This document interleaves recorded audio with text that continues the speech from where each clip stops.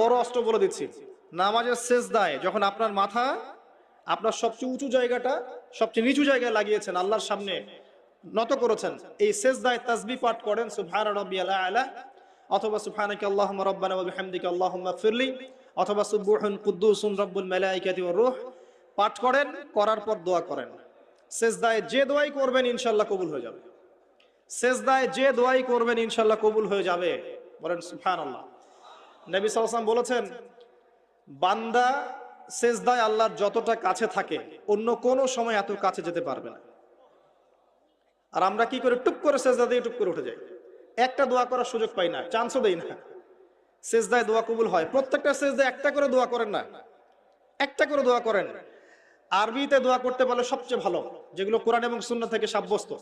যদি নফল নামাজ পড়েন, আপনার আরবি জানা নাই মোটেই, বাংলাতেই বলেন, আল্লাহ আমি অসুস্থ, আমাকে শেফা দাও, আল্লাহ আমার ছেলেটাকে হেদায়েত দাও, আল্লাহ আমার রিজিক প্রশস্ত করে দাও, আল্লাহ আমাকে হালাল রিজিকের ব্যবস্থা করে দাও, আল্লাহ আমাকে মাফ